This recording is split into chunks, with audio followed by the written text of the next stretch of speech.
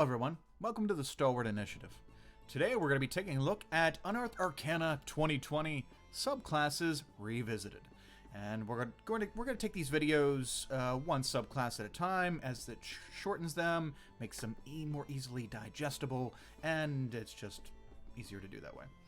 So today we're going to be looking at the Phantom Rogue, which was formerly the Revived Rogue.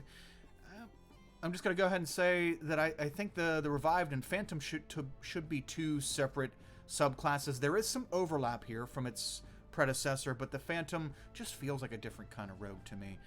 But let's take a look. So the Phantom Rogue. Many rogues walk a fine line between life and death, risking their own lives and taking the lives of others. While adventuring on that line, some rogues discover a mystical connection to death itself.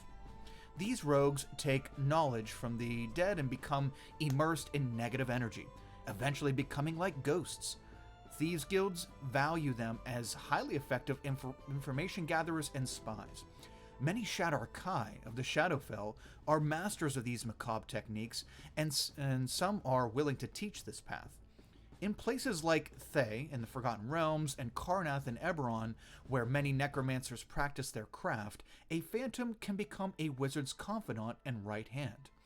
In temples of gods of death, the phantom works as an agent to track down those who try to cheat death and to recover knowledge that might otherwise be lost to the grave. How did you discover this grim power? Did you sleep in a graveyard and awaken to your new abilities, or did you cultivate them in a temple or thieves' guild dedicated to a god of death? Very cool flavor. I like it. Now let's take a look at our third level abilities. So when you become the Phantom, you get Whispers of the Dead. Echoes of those who have died begin to cling to you. Whenever you finish a short or long rest, you can gain one skill or tool proficiency of your choice, as a ghostly presence shares its knowledge with you. This proficiency lasts until you use this feature again. I like this.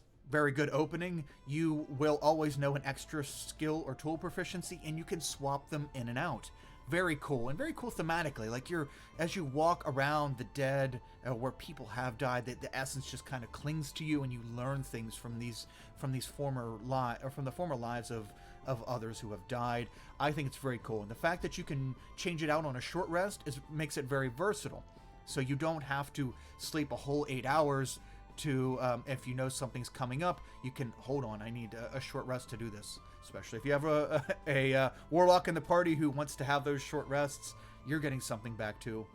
Very cool, very cool. So, and that's essentially the same thing as as its counterpart in the Revived. So, also at third level, you get Wails from the Grave. As you nudge someone closer to the grave, you can cause deathly wails to be heard near them. Immediately after you deal your sneak attack damage to a creature on your turn, you can target a second creature that you can see within 30 feet of the first creature.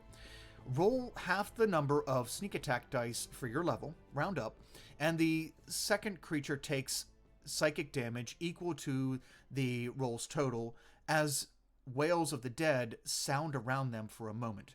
You can use this feature a number of times equal to your proficiency bonus, and you regain all expended uses when you finish a long rest. I really like this. Bolts from the Grave, the Revived feature counterpart kind of thing, was really cool, but in my opinion, it needed quite a tweaking. It was, it could be a bit much, but hey, this is also very cool, and I like this more thematically. It's almost like a banshee's wail of sorts, but you cause this person to also take damage in association with your sneak attack, and I think it's very cool. I would have just made, to make it simpler, I would have made it that they take half the damage that the person you sneak attack took. Maybe there's a reason why they didn't do that. But it's psychic damage, which is really cool, and yeah. And you can do it a number of times equal to your proficiency bonus, so you'll see with the subclasses in this Unearthed Arcana, it's kind of being a common thing they're experimenting with, using a proficiency bonus, which I like. So that'll scale from, you can do this 2 to 6 times based on your level per long rest. I think that's very cool, and the damage scales immensely. So at third level, when you get this feature, your sneak attack will be at 2d6 damage, and that's going to scale the whole way up to 10d6. That's a lot, and you can do it you can, at that point, yeah, I think it's 5 times, probably. Yeah, I think 5 times a day at 17th level. When you, okay, that's the 17th level feature. I'm ahead of myself, getting ahead of myself. We'll talk about that when we get there. So awesome, very cool. I like it. It's very thematic, creepy and thematic. So at 9th level, you get Tokens of the Departed. When a life ends in your presence, you're able to snatch a token from the departing soul, a sliver of its life essence that takes physical form. As a reaction, when a creature you can see dies within 30 feet of you, you open your free hand and a tiny trinket appears there, a soul trinket. The DM chooses the trinket's form or has you roll on the trinket's table in the player's handbook to determine it. While the soul trinket is on your person, you have advantage on death saving throws and constitution saving throws, as your vitality is enhanced by the life essence within the object. You can have a maximum number of soul trinkets equal to your proficiency bonus, and you can't create one while you're at maximum. As an action, you can destroy one of your soul trinkets, no matter where it's located. When you do so, you can ask the spirit associated with the trinket one question. The spirit appears to you and answers in a language it knew in life.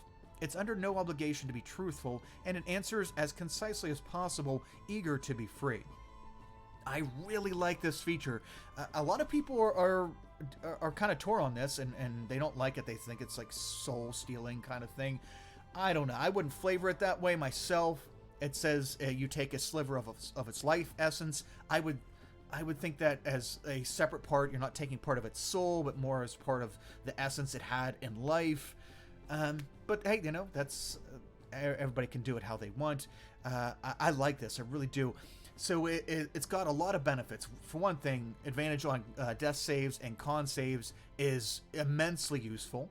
And the fact that it allows you to call or to destroy that trinket from anywhere. And so you don't actually have to have it back in your hand to destroy it. I think that's really useful because it can be used in other ways.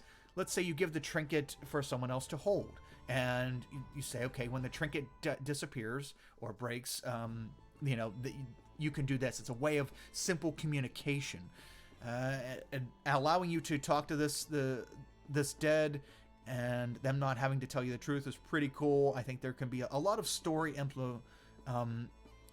implementation with this feature, and yeah, as a DM, I like it as well. You can do a lot of things with this, so very cool feature, and very different from the revived 9th level feature, Connect with the Dead. Although I did like it that gave you a definitive, you get Speak with Dead spell, and you get other stuff. I did like that feature, but they seem like two different things to me. So at 13th level, you get Ghost Walk. You can now phase partially into the realm of the dead, becoming like a ghost. As a bonus action, you assume a spectral form. While in this form, you have a flying speed of 10 feet, you can hover, and attack rolls have disadvantage against you. You can also move through creatures and objects as if they were difficult terrain, but you take 1d10 force damage if you end your turn inside a creature or an object. You stay in this form for 10 minutes or until you end it as a bonus action. To use this feature again, you must finish a long rest or destroy one of your soul trinkets as part of the bonus action you use to activate Ghost Walk. So very cool, very cool. This was, I think this was an adaptation of the, I have the Revives up here. Let's take a look. The Revives 17th level feature of the Ethereal Jaunt. So, yeah, I like this. I like this. So you basically can turn into a ghost for 10 minutes once a day for free, and you can also use it again, destroying one of your soul trinkets, which is great. Another currency for these soul trinkets, another way to use them. Very cool. Very cool. I do like that. So the last feature is Death Knell, 17th level. When you use your Whales from the Grave feature, you can now deal the psychic damage to both the first and second creature. So what this means is you are dealing a crap ton of damage to the first creature. Whoever you land the sneak attack on is getting the sneak attack damage, and then getting essentially half that damage again as psychic damage on top of that Wow, that's a nuke. That's wonderful. And also, again, the second creature is getting the whales from the original Whales from the Grave feature. So very cool. I like the Phantom. I like it. I like it as it is right now. I would actually make some minor tweaks, but I really like it, and I think it should be different from the Revive. The Revive is all about being brought back and stuff like this. This seems a very different subclass to me. But what do you think? We're going to be taking a look at the other two subclasses in this UA, the Genie and the Order of the Scraps Wizard, very shortly. The next the Genie video will be out in a couple days. So let me know what you think. Put comments down in the description, and yeah, subscribe to the channel for more UA stuff. I'm going to be doing some other types of educational D&D videos coming up soon as well, so stay tuned for that. And yeah, until next time, have a great day, everyone. Catch you later.